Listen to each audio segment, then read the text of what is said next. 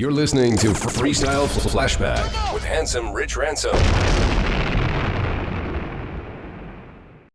So let me ask you, and this is, it seems like the opinion has changed over the years. Lisa, is that freestyle? Yeah, because I think the percussion makes it freestyle. Even though it was full force. Well, I mean, that's like saying, to me, that's why it was put together as a record, right? Because they came to my understanding that they kind of prove the point here. They came at it like, hey, they already had a lot of the stuff already done, right? Mm-hmm. Hey, you're a good singer. We like how you sing. We like your image. Whatever, however they approached her, sure. And so they brought her in the studio. And I'm pretty sure, if the online information is right, they recorded "Can You Feel the Beat" and what's the other record? "Take Me Home" on the same day, right? Mm-hmm. So that tells me the songs were written already, and they already had all, basically the production almost, probably 80-90% done. So if that's the case, again, they kind of marketed her, right? Helped her. They all did it together, right? Because without her vocals, we never know what would have happened. Probably nothing. So to me, it's a combination of things. It's like me and you if we're working on a project, right? Mm-hmm. It doesn't matter if you did 60% of the work and I did 40. Without my 40, that creation is going to be different, right? So true. So to me, the fact that they put it together and the percussion, and then there's also didn't they do that song "Unfaithful," which is a dope ass song? Right.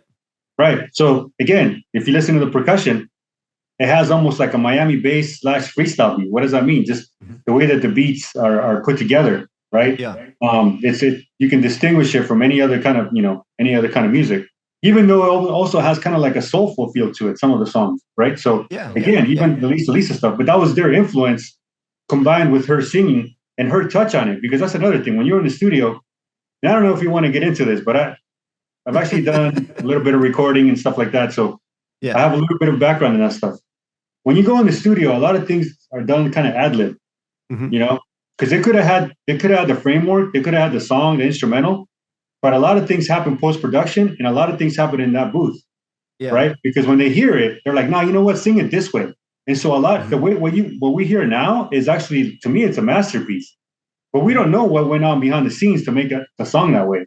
So to answer your question, they all contributed. I don't know what percentage or how you want to attribute it, but the point is, every single one of those people, Full Force and Lisa, contributed to those songs being classics. And when you take one element out, just like anything else, it's like imagine a painting or even a song for that matter. Right? No disagreement. You take one element out and you completely change the song. So to me, they all contributed. I don't know who did what. I love the song. Hey. That's I'm just trying to get, see, because, you talk to some people and they say, no, how could it be, the early days, they were on Columbia Records, big budget, blah, blah, blah. But I don't understand. What's the issue? Like, I mean, it doesn't matter if you have a small budget. That they had all the advantages when it came to production and creativity and leeway and the promotion staff and all of that. It's like, music coming from the street rather than the corporate office. Right? I see. Okay. I see what you're saying. That sort of thing. Right. So, I mean, if you look at, the Pretty Tonys and the Lewises and the Mickey Garcias they were, for the most part, DJs that, they found an artist, they had a vanity label. They produced, they wrote, they managed. I mean, they did the whole thing on a shoestring budget. Yeah. And, they all produced classics, right? Right. So, I mean, that was kind of the whole thing of, when I said earlier, the people in Kansas City might not know freestyle music, but in reality, they probably do because they know what Expose or who Expose is. They know who Taylor Dayne is. They know Lisa. Yeah. They probably know Will to Power, a few others, right, that were on the major labels. But I mean, one thing, Rich, that you're very well aware of this, but not to get all sidetracked, but a lot of that has to do with money interests behind the scenes that nobody has any control over. So, in other words, there's so many records. Since we're on the topic of freestyle and the shows about freestyle, I can give you like 1,000 examples of songs that are super super dope that I still play that people love that had a small budget, and so the person in Nebraska or Kansas or wherever, they never heard of this song, but they heard of Expose, but they're just as good. It has to do with the behind the scenes, with the marketing arm. It has to do with their budget. It has to do with who they knew in radio at the time. All these things that happen behind the scenes. So to me, that's one great thing about freestyle is like, and I'll be honest with you. I post a lot of freestyle, like almost every week. I post freestyle records. Absolutely. One of the things that surprised me, which is a good thing, is that the records that I get a lot of reaction on are the records that are almost like the underground records that freestyle heads know that are not as popular. Popular in the sense of notoriety, not so much that they're not good, just in the sense of notoriety. Like if you were to play them live, people know the record. They're like, oh my God. And then why? Because they haven't seen it. They haven't heard it. That's one thing that, the other day I read a post. The guy was saying how Apple's about to launch some software that's going to basically DJ for you. So that's going to cut a lot of DJs out of the game, right? Because somebody's going to be like, you know what? Why am I going to hire this guy and pay him whatever, $200-300, whatever they're going to pay him? I could just use my freaking, my app, and it's going to play. It's going to read the crowd. It's going to do this. It's going to switch it up. It's going to know. One of the things that it's not going to do, it's not going to get on the mic. A song like this, it will never find. Exactly. Right? That's what I'm saying, right? Yeah. That was my point. And you beat me to the punch. But that's exactly what I was going to say. It's not going to have those records. It's not going to have those in-between records that a freestyle head actually wants to hear, but they don't even know they want to hear. It's not going to play a record that was kind of underground because they didn't have a budget, but it was so good, and it's still so good. It withstands the test of time. So it's only going to play whatever's on, whatever Apple has licensing to. So you're going to be missing those things between the cracks, and that's where, to me, again, AI can only do so much, at least at this point. You're not going to find the Sunnyview record label catalog. Exactly. Right? Exactly. You're just not going to find it. So you bring up your Facebook page. I'm a big fan. You've also got a YouTube channel. You've got TikTok. Give that a plug. I mean, tell the people where to find you on social, because I know man. So I'm on Facebook. Look me up, Vicious V. I'm also on YouTube, Vicious V. Also, I got my mixes on there. If you guys like freestyle and old school, sweet. Lots of freestyle and old school on there. Lots of Cameron Paul influence. I try to make a mix. I try to just flip stuff as much as I can to make it to make it interesting. You know what I mean? And I'm also on TikTok. So look me up. Vicious V on TikTok also. And on TikTok, actually, hopefully they don't, it doesn't get banned soon, because I get to, put, freestyle videos on there, mixes, where on Facebook, obviously it's not allowed. And on Facebook, I go more, honestly, a lot of positivity, a lot of positive messages. I do post freestyle covers and stuff like that, the actual, album covers. But when it comes to anything audio, it's beyond problematic. Let's just put it that way. Like, got it. I mean, it's insane. Like, I've heard even the freaking artists, okay, they can't even post their own stuff without freaking getting a strike. I mean, it's insane. Like, I don't know, whatever. Wow. But so I don't post any music on there. But on TikTok, hey, so far so good. It's the Wild West, Yep. I hear and you. I love it because to me, I'm not, it's not like it's making me money. It's just more, I love this stuff that much, and I love posting it, and it's cool to share what you love with other people that actually, that like it. You know what I mean? So, and the other thing that I appreciate your posts too is you keep everything positive, right? I mean, much respect for that, because there's everybody, I'm seeing all over social media, everybody is, the sky is falling, the end is near, doom and gloom. Everything is just, it's just pure negativity. It seems like it's been that way for like the past 5-10 years. And I've never seen you post something negative. So I really appreciate that. No, thank you, just Rick. had to throw that out there, you know? Yeah, no, I appreciate it. Well, let me say something about that, because I, like you said, I mean, there's so much negativity out there. And I tell people, I'll tell them till I'm blue in the face, like, we don't need any more negativity. So I try to go out there with the great outlook and a positive, we all go through things, we all have problems, right? But to put more negativity on it, to kind of dampen things up, it's not going to help anybody. It never helped anybody at all. Sure. You know? So to me, if I can put, and sometimes it's really cool, not to get all, emotional or whatever, but it's really cool when people tell me, what you said, or they say, oh, I needed that today, or, maybe I helped them just a tiny little bit, you know what I mean? Yep. And to put a little bit of more like a positive spin on things. Because we, like I said, behind the scenes, we all have problems, right?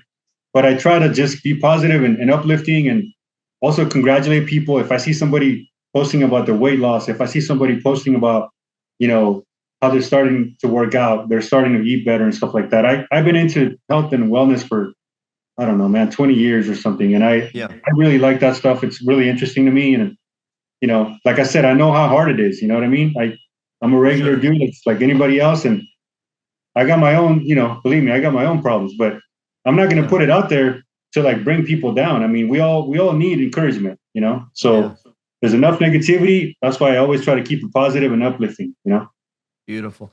So I wore this jacket that I'm wearing today. I wore it specifically for you. I got it out of the closet. It's been in my closet for a long time. Nice. But I took this jacket out just to kind of, I don't know what the right word is. Back in my day, there was always this big, it was friendly competition. Yeah. In that, radio, back before, there were, one company owned everything, right? It was KMEL versus KSOL / Wild versus KBLX versus whatever. So I just had to break out this jacket for you. Yeah. By the way, you like my shirt? Yeah, pretty cool, man. I like it. Very cool. Yeah, I was gonna ask you about the jacket. Let me see it, bro. I want to see it because, it was hard to see. Nice. That's very cool, bro. Very, very cool. And you know what? I could tell you without a shadow of a doubt that back in the day, obviously, those Letterman jackets meant the world to all of us to have one, right? Oh yeah. I happen to be lucky, and I remember getting mine, and you got your name stitched on it, which is really cool. And it's just a testament to all the hard work that went into, participating at that time. Because that's the thing, that not to get too much into, radio history and what happened and how things are now, but back at that time, I could definitely tell you, and hopefully you'll concur, that it was an honor. It was something that was very, hard fought. I remember you telling me the story how you got started on KMEL, and that was a crazy story. With the story that you told me, but it came through a lot of perseverance and a lot of hard work. You know what I mean? So the point is, they didn't just hand them out to anybody, and so there was a lot of meaning behind it, Yeah. And well, if you don't mind, I mean, I'll repeat the story if anybody cares. But so I mean, I was assistant program director, music director at Q97 in Modesto, and we were kind of like a Hot 97 in New York, Hot 97.7 San Jose, right? We were heavily influenced by dance, freestyle. I had just come from B95 in Fresno, which was, B95. When I was there, we were version 1.0, right? It's still going today. B95 is still the leader in the Central Valley.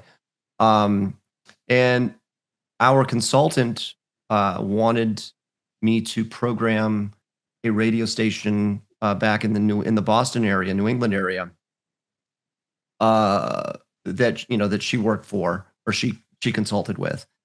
And so I knew Michael Erickson a little bit, and he said, "Why don't you send Keith a tape?" So I put together a quick air check. a resume, no cover letter, no nothing. I just put it like literally a cassette, wrapped in a resume that wrapped around a cassette. I put it in like a standard legal size envelope. I put like 5 stamps on it. I dropped it in the mail like Wednesday. I get maybe it was Tuesday. And Friday night, I called my answering machine back when we used to have answering machines. And, there was Keith Naftali left me a voicemail. And we didn't call them voicemails back then, but you know what I mean. Some words to the effect of, hey, Rich, this is Keith Naftali at KMEL. Give me a call. And I'm like, you got to be kidding me, right? So I called him on Monday. When I got back, I was up there on Tuesday, and I was on the air that weekend. And when I went up there to meet him on Tuesday, he showed me this giant box of cassettes that he had. And I asked him, I said, so why me? And he says, I'll be honest with you, I stopped the tape after the first break. And it was a phone break. And he said, you talked to the guy on the other, you talked to the guy on the air. You didn't DJ him. You didn't big shot him. You talked to the guy like he was a human being. And that was it. And that was what KMEL was all about at the time, was being real, being human, connecting with the people wherever they are, right? Whether it's the east side of San Jose, whether it's in San Rafael, whether it was in Benicia or Fremont or, whatever, right? I mean, it was just connecting with those people. So, I mean, that's kind of the story. And, it just kind of happened. And, to your point, right, of, walking those halls. I mean, you don't think of it at the time of being, badass or anything like that. I mean, it's just where you are. But, in hindsight, to walk the halls with that legendary group, not just the DJs, but I mean, the on-air talent was, I look back on it and I just have to look at it and say, was that really me? It's kind of hard to imagine that, all those years ago when I was like, literally in my early 20s, being able to mix with, that group of legends, because I sure as hell am not a legend, but I was able to work at a lot of legendary radio stations.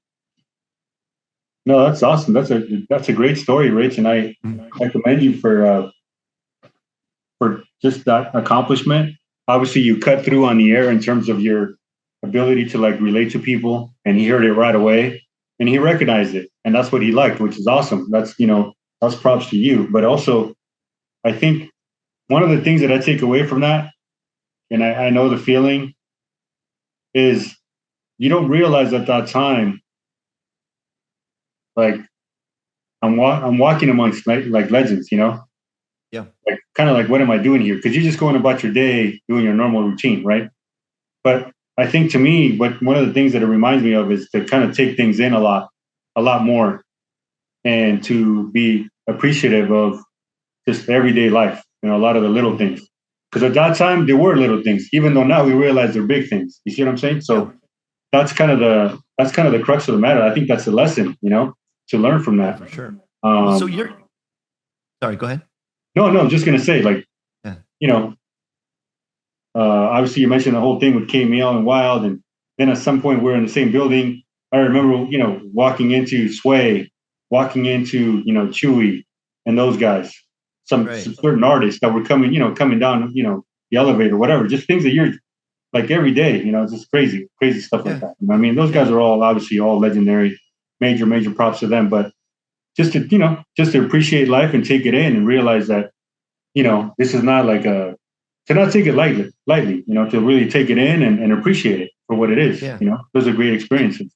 Yeah. Well, I think, both of us doing it at such a young age, we didn't fully grasp what was going on or what we had, I mean, we were so spoiled by having, artists come by. I mean, going back to, Fresno, even Salinas, of just having artists come in. And, I remember one Saturday, I was doing a shift and, I was just telling my youngest son about this, right? That there's a new Amazon commercial with LeBron James and the background music is Bust a Move. Yeah. And I don't know if you know the one I'm talking about. Yep, Well, yep. I come in on a Saturday and Michael Erickson, may he rest in peace, the legendary Michael Erickson was on the air. And in the studio, well, I walk in and it's like, hey, Rich, have you met Marvin? It's like, hey, I'm Rich. Hey, Marvin, nice to meet you. It's Marvin Young, the young MC. Yeah. Right. Just a guy. Yeah. And he was hanging out with Michael Erickson on a Saturday morning. I don't know, they were going to go get an omelet or something after he got off. But it was just so commonplace to have, to your point, right, of just somebody coming down the elevator or walking through the hallway or, I remember Sir Mix-a-Lot walking by, with his whole posse wearing the gold rope chains, or the cover girls walking down the hall, and they say, "Oh, do you know Rich?" And they're just all turning around and kind of in unison, "Hey, Rich," just stuff like that, right? And it's you remember it to this day, and you just really wish that there was a camera, to document all of these things, because I'm sure there's probably 100 more that that I just don't remember. But you're steeped in vinyl. You started in vinyl. You're still spinning, and what I'm totally loving is that you are teaching kids how to do it the proper way, spinning and mixing vinyl. And I see that you're wearing Jason's One Stop DJ. Yeah, I was gonna say I was gonna mention it, but if you ever get a chance, guys, anybody watching this or yourself included, Rich, and I don't know if you met Jason, but to me, Jason is another inspirational DJ in person because he's a great person, but also really great DJ. But the vibe that he has at that shop is so damn cool. Like it's like back in the day, like it was at Upstairs Records. A lot of DJs, a lot of positivity, a lot of encouragement. You know what I mean? A love for the art of DJing, which is like you can't really find that anywhere. He's not. Let's just put it this way. He only sells quality stuff, but he's not trying to sell you anything. Now, if you ask him, he'll explain to you what he has, what's good. He doesn't carry anything that's bad. That's the thing. And every time I go there, we laugh because I'll go in there like, I don't know, trying to buy a cable. I'll be there for 2 hours because we start talking shop, kind of like we're talking now. It's like, about the industry, about music, right? And I always tell people because he has a lot of gear in there. I think there's maybe one chair, right? And we laugh about every time I come over here, I feel like I just had therapy and I just walk out and I don't know. Anyway, it's pretty cool, man. It's really cool, the vibe there. And if you ever get a chance to meet him and talk to him, major props to him. And I always try to support, he's very supportive too of me and anything that I'm involved in. So I try to support his cause. And anybody watching, if you're a DJ, you need a gear, hit up Jason Gully at One Stop DJ Shop. There's the logo right here. Real cool dude. And like I said, the shop is just all about the culture, Yeah. So. Yeah. I mean, I haven't been to Modesto in a while. I mean, it's been a minute. I mean, Modesto to me is part of my formative years. I honestly, I was in Modesto less than a year, but I still meet people today that remember me. I was in Fremont and I was talking to somebody and I don't know how it all came together. And we were talking about music and radio.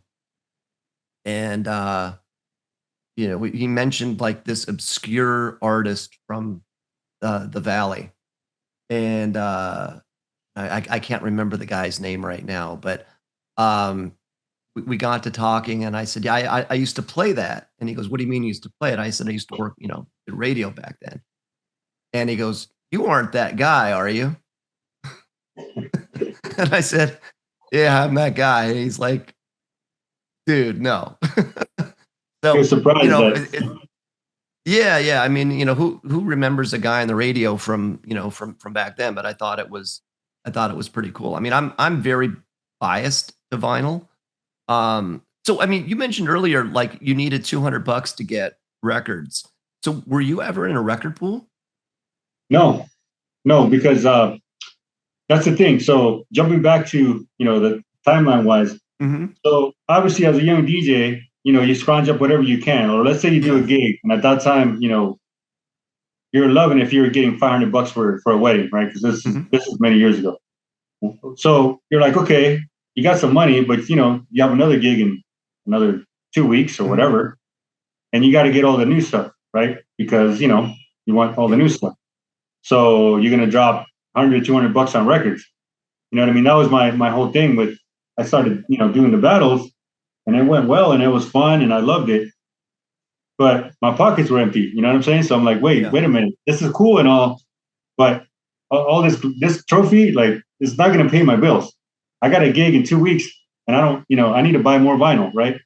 Because you want to do a good job, and so that's why I started coming up with a plan. I need to get on the radio, then I'll get more gigs, and everything will work itself out. And that's kind Yeah. of what happened. You know what I mean? I was just lucky to be at the right place at the right time. I ended up meeting Jazzy Jim. Hmm. Major props to him, for kind of putting me on and giving me the opportunity. Yep. I'm forever thankful to him. I've told him in person, I've told him online, I'll tell him till I'm blue in the face. Um, but no, I mean, like I said, that's one thing that I try to do, Rich, is obviously as we get a little older, and I mentioned it before, appreciating things, you know what I mean, and having a positive outlook, because I think it's just something that you got to do. You know what I mean? Yeah. You never Yeah. know what's going to happen, and not to get negative, but uh, we're here today. We got to make sure we make the best of it. So I'm forever thankful Yeah. to all those guys, and I want to make sure that they know that. No, for sure. And I was just talking to somebody that I know that's still in the building at iHeart about, you know, is there any possibility of doing a KMEL like 1989 reunion? Because what really prompted this was I don't know if you remember Leslie Stovall, but she recently passed away. Yeah. And I mean, if you look at who was on that staff, right? It was, Rick Chase is gone, right? Cameron is gone. Leslie Stovall is gone. Michael Erickson is gone. Evan was very close to, passing, right? I mean, he's down in Costa Rica, and I don't remember exactly what happened, but he had a GoFundMe page because he was in some Costa Rican hospital for like 2 months. Um, and I think people would like to hear uh, a few of those people, just if only for an hour, back on the radio playing, the music from back then, right? Whether it was, Paula Abdul or Janet's Rhythm Nation 1814 or Albie Shore or New Edition or Johnny Gill or whatever was on, back in that time frame, right? That we played. Um, so, I doubt if it's ever gonna happen, um, just because I don't think the suits care at this point, and I don't think the younger generation that's working there realizes that we were the ones that kind of laid the groundwork, right? I heard that Keith Naftali has been nominated for, I think it's the Bay Area Radio Hall of Fame, something like that. Yeah. I mean, and if there was one guy who deserves it that's not in there, it's just for just changing radio. I mean, he didn't just change radio in the Bay Area. I mean, in the early days, I mean, top 40 radio was you played the back page of Radio and Records magazine, whatever was on the top 40, that's what you played. And he said, screw that. I'm going to play album tracks. I'm going to play records that you've never heard of. I'm going to play records that don't fit. I'm not going to play the number one record in America.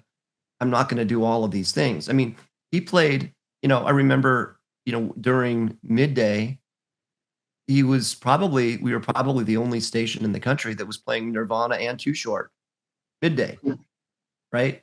Everybody else was playing Air Supply or something like that. They're playing Nirvana. It just didn't happen anywhere else. So, his impact on radio as a whole, at least for, that generation, I think was, I don't want to say it was not appreciated, because he was a poster boy for what it was. But as we look back, I don't think he gets enough credit for, for what he did. Right. So we'll see. We'll see if, anything ever, if anything ever happens. I would welcome the opportunity to do it. If only for, an hour. I think it would be really cool. But let's kind of, we're getting kind of the end here, and I'm hoping that we're not boring, just two old guys talking about, music and radio and all that. But one of the things that I always, people ask me, and I like to ask it of other people, if you could give your younger self one tidbit of advice, what would it be? Man, that's a tough question. The one thing I would say is just stay focused, whatever it is that you're doing. Yeah.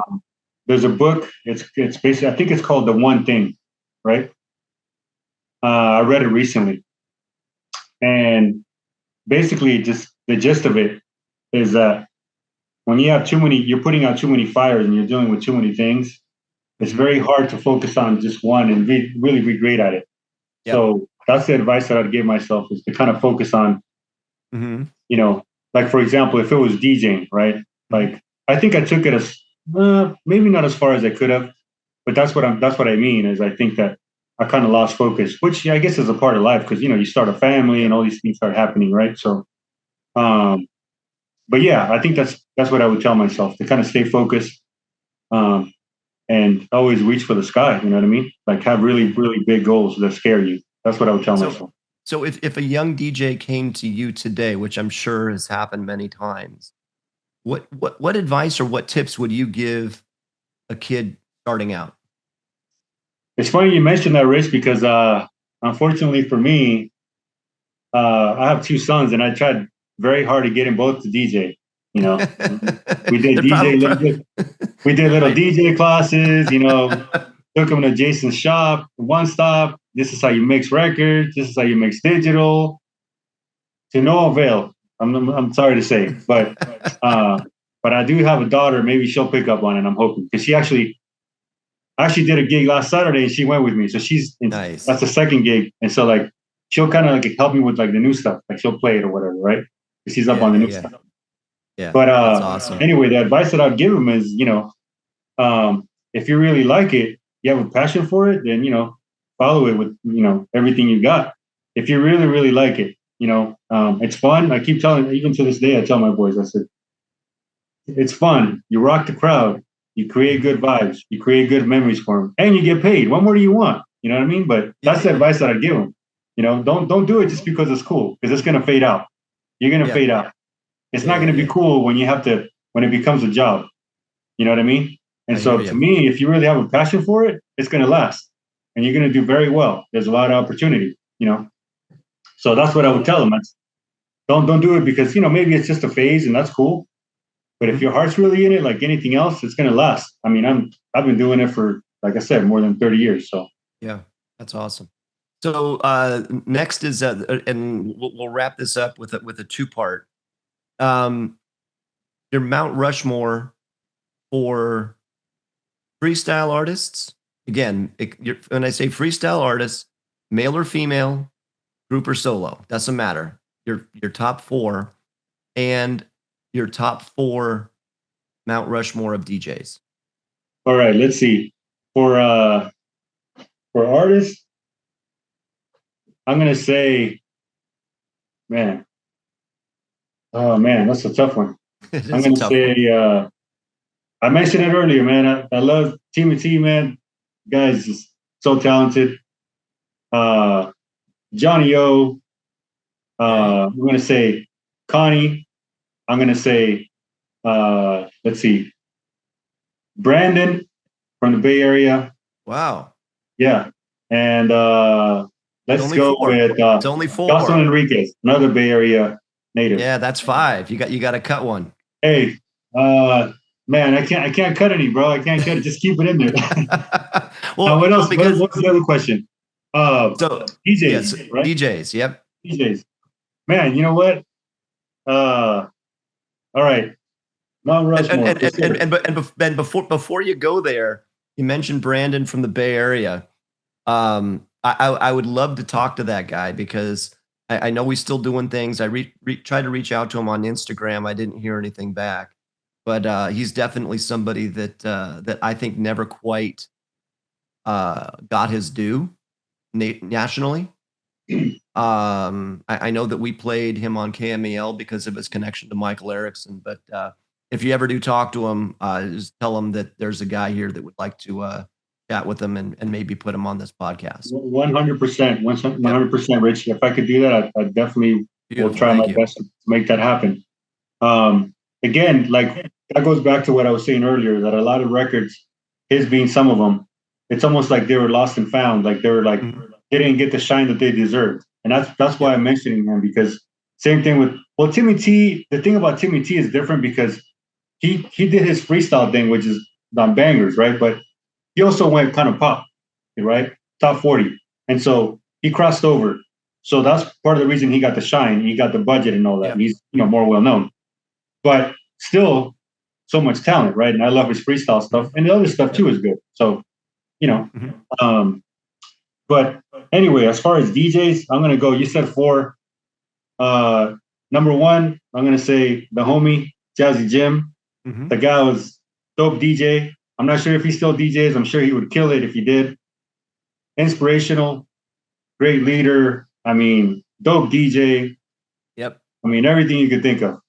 Then I would go Hubert. Hubert is obviously inspirational. Nice.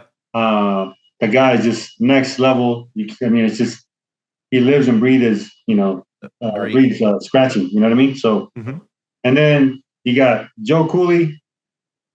And then I would put Magic Mike. I think you got it. Yeah. Wow.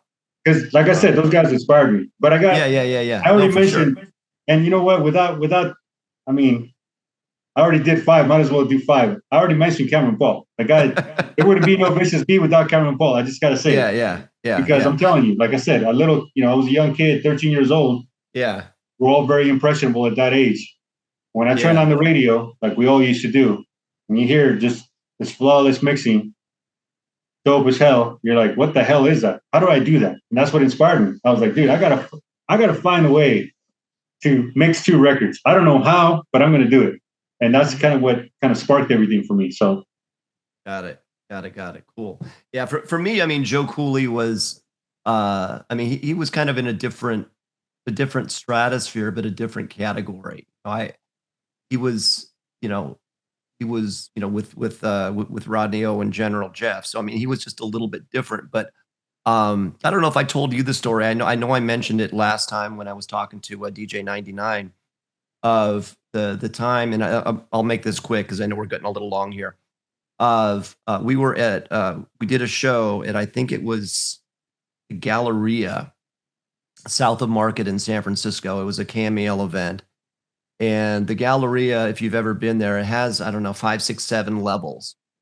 And the top level was the VIP level where we were. It's where the artists were and, us and guests, sponsors, that sort of thing. And Michael Erickson and I were on the top floor looking over the balcony directly down on Joe Cooley. And just watching that, even today, is like an out-of-body experience of what he was able to do with a handful of records and 2 turntables. And there was nothing pre-recorded. There was no, there was no, I don't even know what you would call lip syncing to this. I mean, there was nothing fake about it.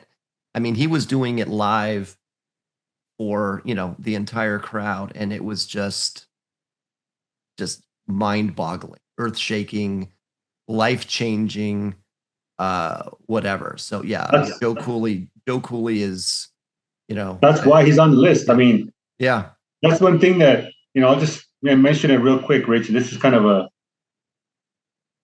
a side thing here, kind of side note, but not to get too crazy with it, but I think the art of DJing is kind of dying, and it's kind of scary. Mm-hmm. Well, you mentioned that the magic that I mentioned that Cameron Paul brought to the table, Joe Cooley and his skills. Yep. I think it's getting lost, and I'm worried that, it's going to be kind of gone forever.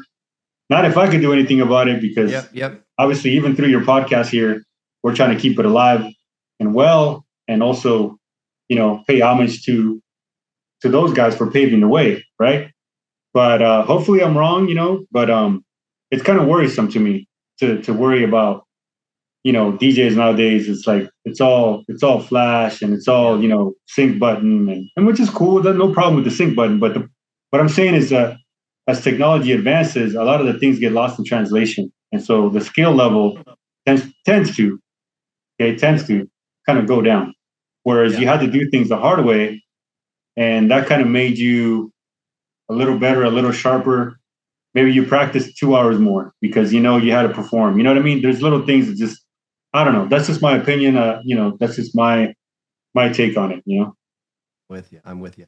So let's wrap this up. Thank you again. Catch Vicious V on Facebook, on YouTube, and on TikTok. He is all over the place. He is still spinning live. He is a legend. He is amazing. Check out his videos. Check out the old school stuff that he's posted online. See what this man did back in the day. See what this man can still do live, up close, and in person. Thank you, my friend, for joining. Thank you so much, Rich. Really appreciate you looking out and making time for me. I really, really appreciate it, man. Thank you. You are welcome. Absolutely. I am Handsome Rich Ransom, and this is Freestyle Flashback. We will be back soon with our next episode, and catch you then. See ya. You're listening to Freestyle Flashback with Handsome Rich Ransom. Freestyle Flashback. Freestyle Flashback.